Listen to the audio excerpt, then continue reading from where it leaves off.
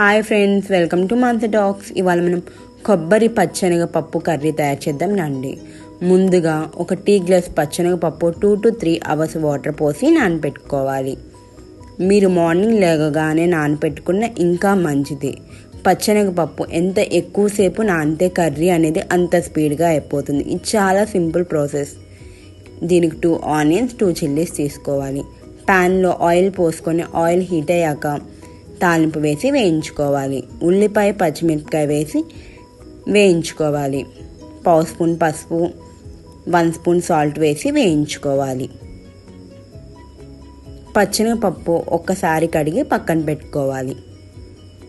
ఒక tea glass పచ్చెనగపప్పుకి టెంకాయలో సగం సరిపోతుంది. నేను ఇది నిన్న బాబా గారికి కొట్టుకున్నాను, అందుకే ఎర్రగా ఉంది. పచ్చెనగపప్పు వేసి వేయించుకోవాలి. ఉల్లిపాయలు మగ్గాక కొబ్బరి ముక్కలుగా కోసి పెట్టుకొని మిక్సీ ఆడించుకోవాలి. ఇలా బరకగా వస్తే సరిపోతుంది. ఇలా పచ్చెనగపప్పు వేగేటప్పుడు 1/2 స్పూన్ కారం వేసి వేయించుకోవాలి.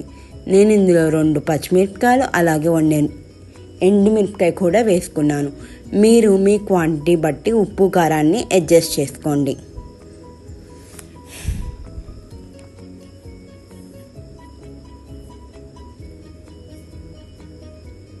250 ml వాటర్ పోసుకొని మగ్గ పెట్టుకోవాలి. ఒక టీ గ్లాస్ పచ్చెనగపప్పుకి ఇలా దగ్గరకు వచ్చాక ఇందాక మిక్సీ ఆడించుకున్న కొబ్బరి వేసి మగ్గ పెట్టుకోవాలి.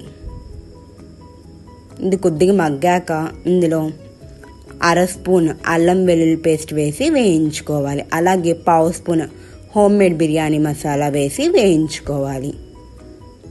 అల్లం వెల్లుల్లి పేస్ట్ పచ్చివాసన పోయాక సింపుల్ అండ్ టేస్టీ కొబ్బరి పచ్చెనగపప్పు కర్రీ రెడీ అయిపోయినట్టే.